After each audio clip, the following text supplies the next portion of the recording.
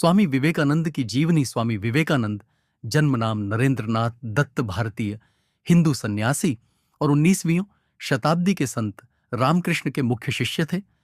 भारत का आध्यात्मिकता से परिपूर्ण दर्शन विदेशों में स्वामी विवेकानंद की वक्तृता के कारण ही पहुंचा।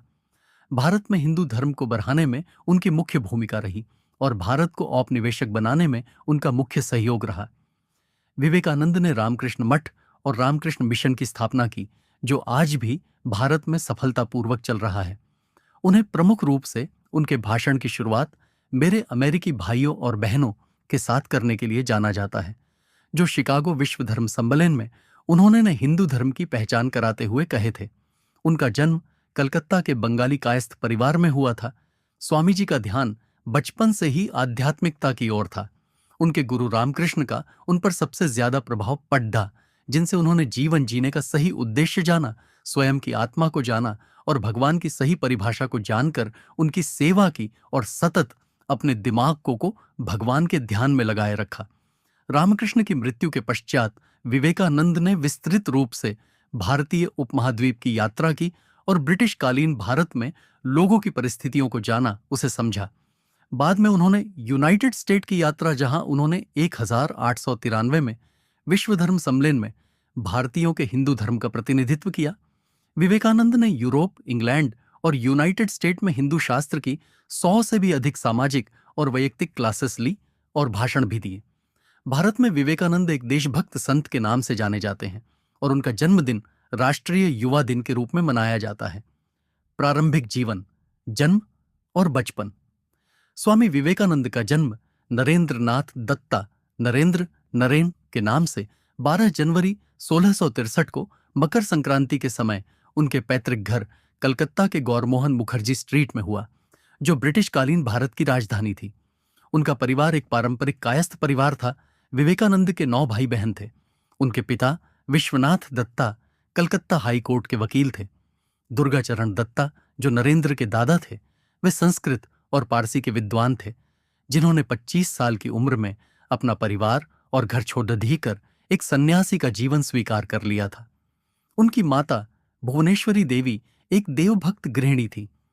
स्वामी जी के माता और पिता के अच्छे संस्कारों और अच्छी परवरिश के कारण स्वामी जी के जीवन को एक अच्छा आकार और एक उच्च कोटि की सोच मिली। युवा दिनों से ही उनमें आध्यात्मिकता के क्षेत्र में रुचि थी। वे हमेशा भगवान की तस्वीरों जैसे शिव, राम और सीता के सामने ध्यान लगाकर साधना करते थे। साधुओं और सन्यासियों की बातें उन्हें हमेशा प्रेरित करती रहीं। नरेंद्र बचपन से ही बहुत शरारती और कुशल बालक थे। उनके माता पिता को कई बार उन्हें संभालने और समझने में परेशानी होती थी। उनकी माता हमेशा कहती थी कि मैंने शिवजी से एक पुत्र की प्रार्थना की थी और उन्होंने तो मुझे एक शैतान ही दे दिया।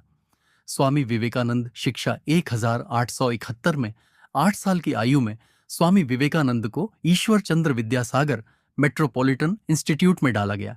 1087 में जब उनका परिवार रायपुर स्थापित हुआ, तब तक नरेंद्र ने उस स्कूल से शिक्षा ग्रहण की।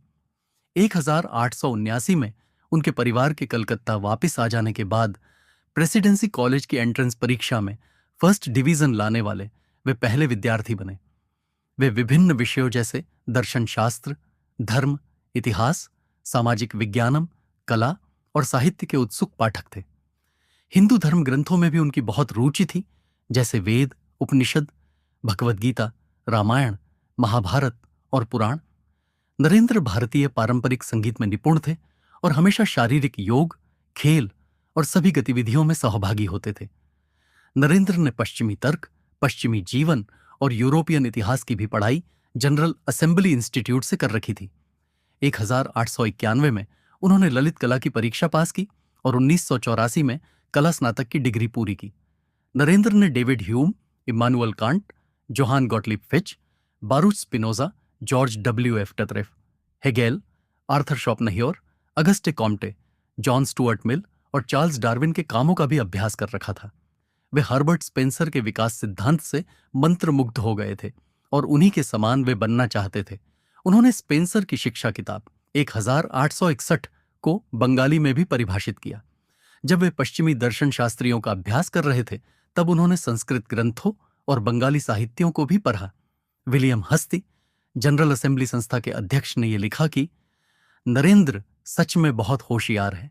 मैंने कई यात्राएं की, बहुत दूर तक गया, लेकिन मैं और आगे की कहानी दूसरे पार्ट में सुनिए और चैनल को सपोर्ट कीजिए।